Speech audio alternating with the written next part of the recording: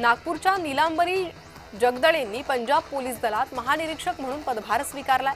पंजाबमध्ये सहाय्यक पोलीस अधीक्षक म्हणून सेवेला सुरुवात करून लुधियाना, पठाणकोट, चंदीगड येथे त्यांनी प्रभावी कामगिरी बजावली आहे। लेडी सिंघम म्हणून त्यांची ओळख निर्माण झालेली आहे, तर त्या सध्या फरीदकोट परिक्षेत्राच्या महानिरीक्षक असून गुप्तचर विभागाचा अतिरिक्त पदभारही सांभाळतायत।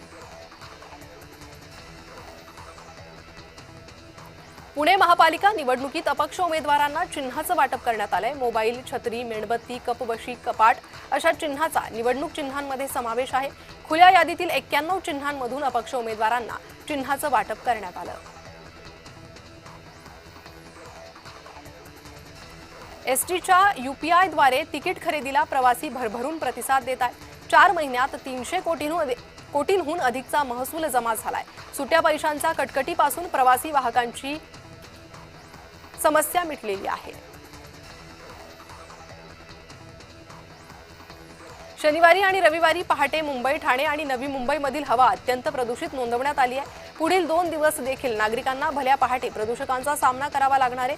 मुंबई, ठाणे आणि नवी मुंबईमध्ये वर्ष संपताना बऱ्यापैकी थंडीचा जोर होता। अधूनमधून किमान तापमानात चढ उतार नोंदवला गेला।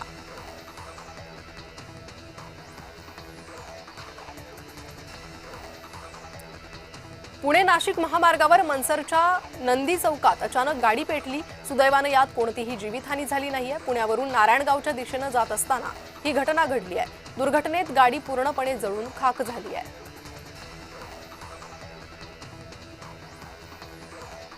बिग बॉस मराठी 3चा उपविजेता जय दुधाणेला अटक झाली आहे। 5 कोटींच्या फसवणूक प्रकरणात पोलिसांनी जयला मुंबई विमानतळावरून अटक केली आहे। जयनं बनावट कागदपत्र तयार करून काही दुकानं बेकायदेशीरपणे विकल्याचा आरोप आहे। काही दिवसांपूर्वीच जय दुधाणेचं लग्न झालं होतं।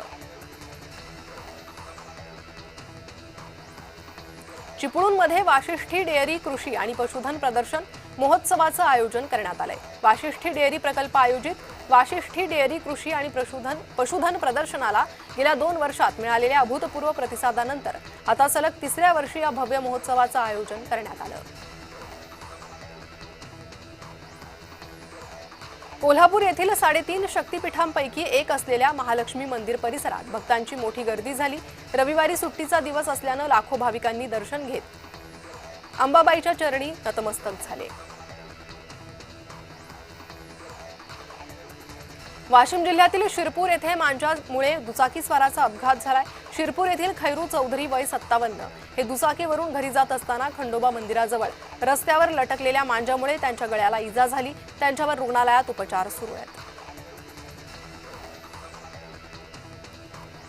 उदयनराजे भोसले छत्रपती पुन्हा त्यांच्या हटके स्टाईलमुळे चर्चेत आलेत। रक्षक प्रतिष्ठानच्या गाण्यावर गॉगल घालत आणि कॉलर उडवत उदयनराजेंनी डान्स केला।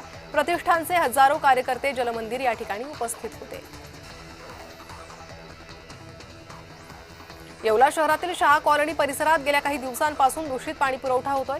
नळाला दुर्गंधीयुक्त पाणी येत असल्यानं नागरिकांच्या आरोग्याचा गंभीर प्रश्न निर्माण झालाय। त्यामुळे स्थानिकांमध्ये प्रशासन आणि नगरपालिकेविरोधात नाराजीचा सूर आहे। ऑफिसला जातो असं सांगून घराबाहेर पडलेल्या परेश हटकरचा मृतदेह लोणावळ्यातील लायन्स पॉइंट जवळ आढळला। खोल दरीत त्याचा मृतदेह आढळला। शिवाय त्याची कारही याच परिसरात आढळल्यानं परेश हटकर याचा अपघात झालाय की घातपात याचा तपास लोणावळा ग्रामीण पोलीस करतायत।